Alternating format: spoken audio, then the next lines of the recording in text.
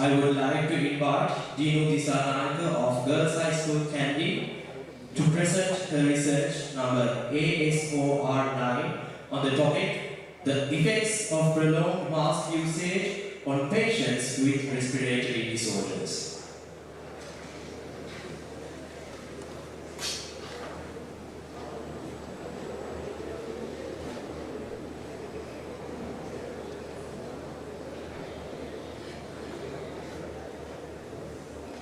I wish a very good morning to you all. I'm Dinu from Girls High School Kandy. Today I'm here to present the research which I conducted on the topic how the prolonged usage of the emergency mask can affect the patients with respiratory disorders. So here's the table of contents on which I try to proceed. The introduction. As we all know, due to the COVID-19 pandemic, we were all compelled to wear a face mask. And there, the face mask played a significant role in our lives as it could minimize the risk of having affected by external influences such as the polluted air irritants and the infected droplets. But the importance is that a face mask can protect our respiratory system from getting infected by any external influences. But the fact is that a mask cannot give us any cure but prevention. So let me direct to the respiratory disorders. Some of the respiratory disorders which are commonly seen in Sri Lanka are wheezing, asthma, and the chronic impulsive respiratory disorder. So when we consider about these disorders, we can see that through the using of face mask, we can't get any cure for them, but we can minimize the level and make it a control. So in case, we'll have a look at the respiratory patients. Due to this usage of the face mask, the respiratory patients who were not asked to wear a face mask earlier, and those who were asked to wear one but who didn't wear it also got compelled to wear one.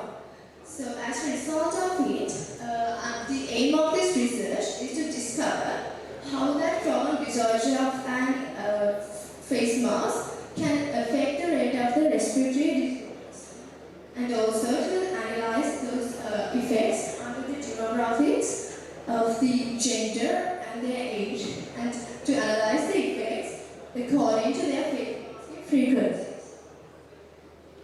So the hypotheses of this research are that the prolonged usage of an emergency face mask can affect the patients with respiratory disorders in a positive way, and those effects are varied according to their demographics and their face masking frequencies.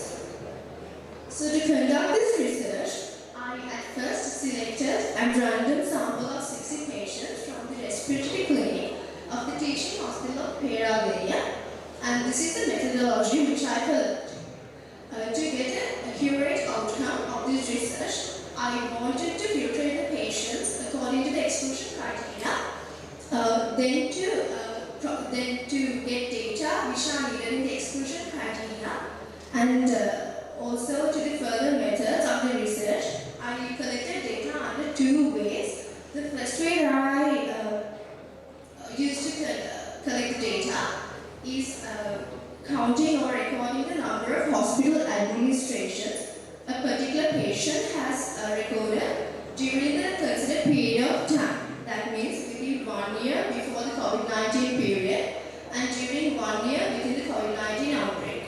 The second method from which I collected data was that through an interviewer-based questionnaire which I used to get the data from the patients with their valid consent. So this is the exclusion criteria which I used to filter patients to get an accurate result of this research. At first, I got the selected sample of patients and then separated them into two parts.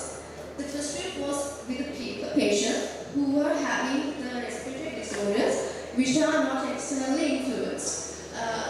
I had to exclude those patients, and the reason which led me to exclude those patients is that because in case their disorder is not getting affected by any external factors, we can't expect any prevention from the face mask. Then I included patients who are suffering from respiratory disorders, which are externally affected. Then went on with the procedure. Then as the second step of the exclusion criteria, I again